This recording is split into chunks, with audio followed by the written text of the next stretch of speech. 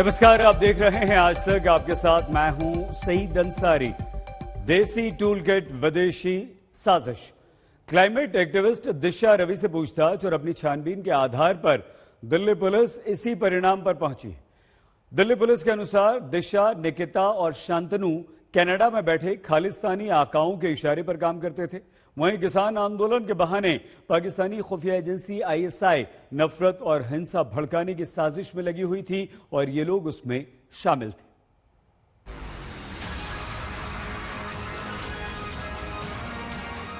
कि खालिस्तानी समर्थित संगठन पोएटिक जस्टिस फॉर फाउंडेशन के एमओ धालीवाल, खालिस्तानी समर्थक एमओ धालीवाल के बेहद करीबी पुनीत ने शांतनु, दिशा और निकिता से कांटेक्ट किया था। दिल्ली पुलिस के मुताबिक देश को बदनाम करने वाली टूल किट के पीछे इंटरनेशनल साजिश बेनकाब हो चुकी है। कि खालिस्तानी समर्थित संगठन पोएटिक जस्टिस फॉर फाउंडेशन के एमओ धालीवाल ने अपने कनाडा में रह रही सहयोगी पुनीत के जरिए निकिता जैकब से संपर्क किया और मकसद था कि रिपब्लिक डे के दिन ग्लोबल डे ऑफ एक्शन करना और उससे पहले और बाद में ट्वीट स्टॉर्म और डिजिटल स्ट्राइक करना। टूल किट का मास्टरमाइंड कौन? टूल किट की साजिश के पीछे कनाडा में बैठे खालिस्तानियों की भूमिका सामने आ रही है। खालिस्तान समर्थक पोएटिक जस्टिस फाउंडेशन के एमओ धालीवाल सबसे अहम किरदार के तौर पर सामने आ रहा है।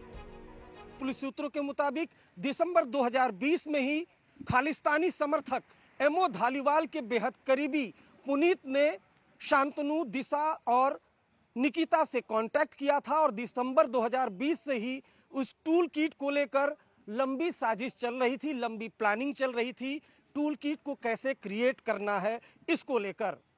लिहाजा दिल्ली पुलिस अब लंबे वक्त से चल रहे इस साजिश की जांच को बड़े पैमाने पर कर रही है। वहीं इस साजिश में एक नया नाम सामने आया है और ये नाम है अनीता लाल का।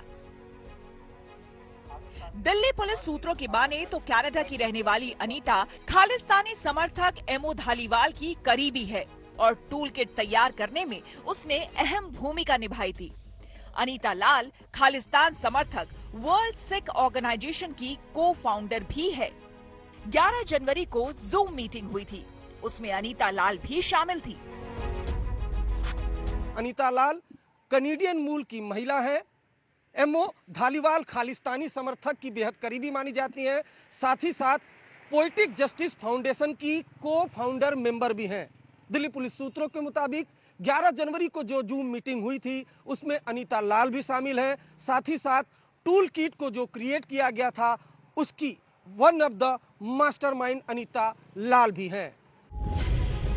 दिल्ली पुलिस सूत्रों के मुताबिक पुलिस ने जूम को चिट्ठी लिखकर जानकारी मांगी है कि 11 जनवरी की मीटिंग में कौन कौन शामिल था।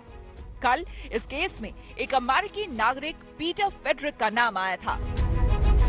ये कंट्रीज का बताते हैं। अब प्रश्न सिर्फ ये है कि पीटर फेडरिक का नाम एज अ रिसोर्स पर्सन इस पर्टिकुलर टूल किट में क्यों डाला गया? क्या ये एमओ धालीवाल के कहने पर डाला गया या दिशा, निकिता एंड बाकी सबका इनसे कोई डायरेक्ट कनेक्शन भी है एंड थ्रू इनके बीएस भिंडर से कोई डायरेक्ट कनेक्शन है? So that is a matter of investigation which we expect to find out in the coming days.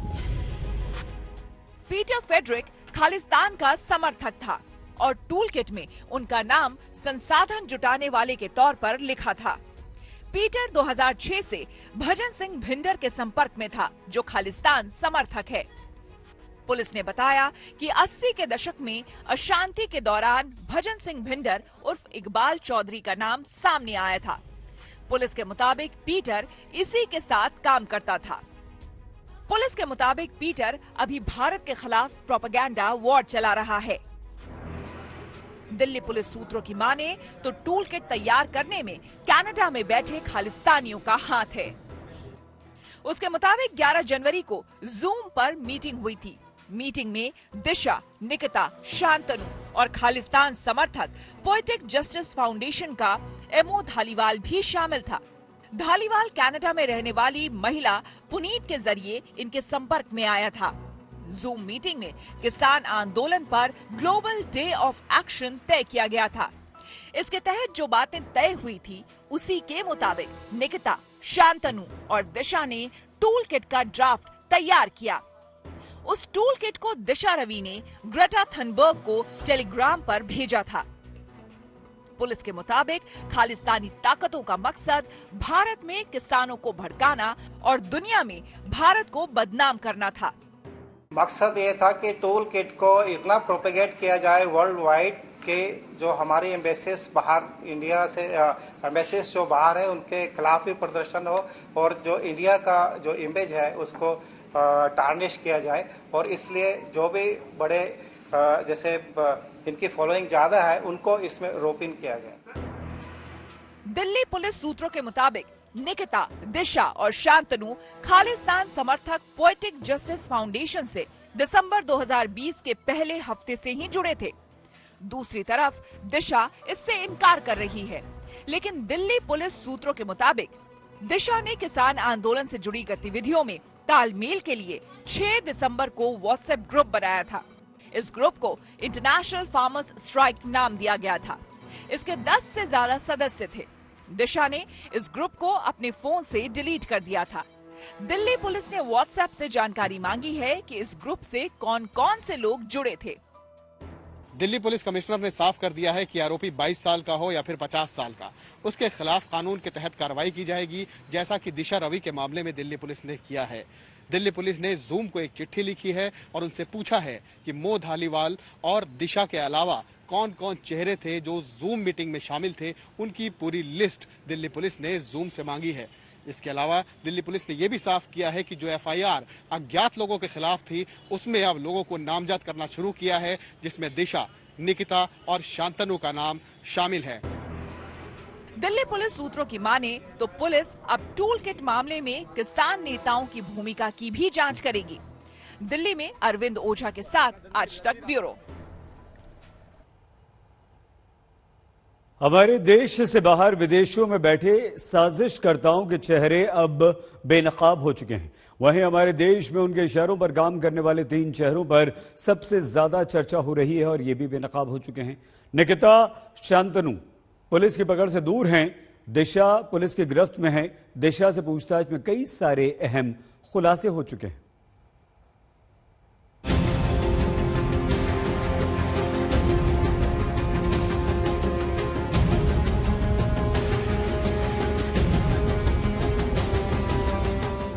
Tool kit case में जैसे जैसे दिल्ली पुलिस की जांच आगे बढ़ रही है, नए नए चेहरे सामने आ रहे हैं। दिल्ली पुलिस के सूत्रों की माने तो दिशा रवि से पूछताछ में एक बड़ा खुलासा हुआ है। केस से जुड़ा एक अहम शख्स विदेश में मौजूद है, वहीं एक अहम किरदार भारत में मौजूद है। भारत में मौजूद शख्स की गिरफ्तारी के लिए छापेमारी जारी है, मगर ये वो 3 चेहरे हैं जिनकी भूमिका पूरे मामले में बेहद अहम बताई जा रही है। दिल्ली पुलिस ने 14 फरवरी को बेंगलुरु से दिशा रवि को गिरफ्तार किया था। दिल्ली पुलिस की साइबर सेल इस वक्त दिशा से पूछताछ कर रही है। दिल्ली पुलिस के मुताबिक दिशा रवि देश को बदनाम करने वाली टूल किट बनाने में शामिल थी। उसने ही टेलीग्राम से उस टूल किट को ग्रेटा थनबर्ग को भेजा था। उस टूल किट में दिशा का नाम था और जब उसे यूपीए के तहत गिरफ्तारी का खौफ हुआ तो उसने ग्रेटा से उसे डिलीट करने को कहा। ये चैट दिल्ली पुलिस के सूत्रों ने जारी किया है।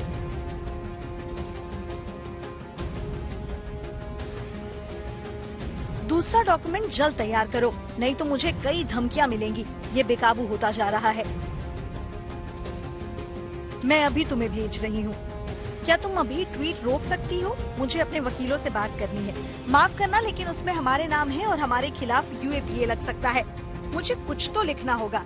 मुझे माफ करना, लेकिन हम सभी दहशत में हैं। यहाँ हालात बिगड़ते जा रहे हैं, लेकिन हम तुम्हारा नाम खराब नहीं होने देंगे। आज तक ने दिल्ली पुलिस के हवाले से पहले इस बात का खुलासा कर दिया था कि दिशा रवि ने ही वो टूल किट ग्रेटा थनबर्ग को भेजा था, जिसे ग्रेटा ने गलती से ट्वीट कर दिया था।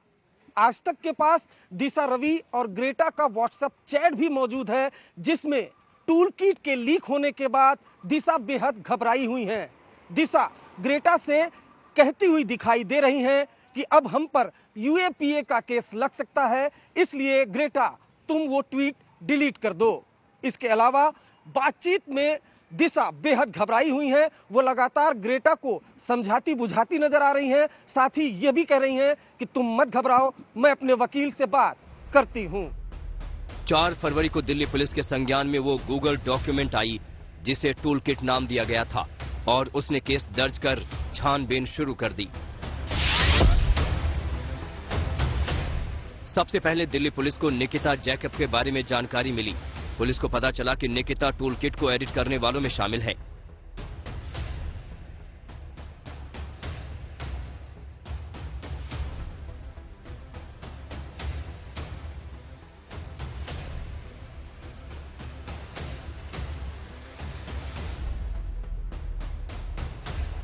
शाम हो जाने की वजह से पूछताछ 12 फरवरी सुबह 10:30 बजे तय हुई।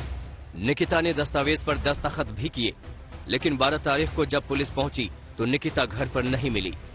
जांच में यह भी बात निकल के आई कि खालिस्तानी समर्थित संगठन पोएटिक जस्टिस फॉर फाउंडेशन के एमओ धालीवाल ने अपने कनाडा में रह रही सहयोगी पुनीत के जरिए निकिता जैकब से संपर्क किया और मकसद था कि रिपब्लिक डे के दिन ग्लोबल डे ऑफ एक्शन करना और उससे पहले और बाद में ट्वीट स्टॉर्म और डिजिटल स्ट्राइक करना।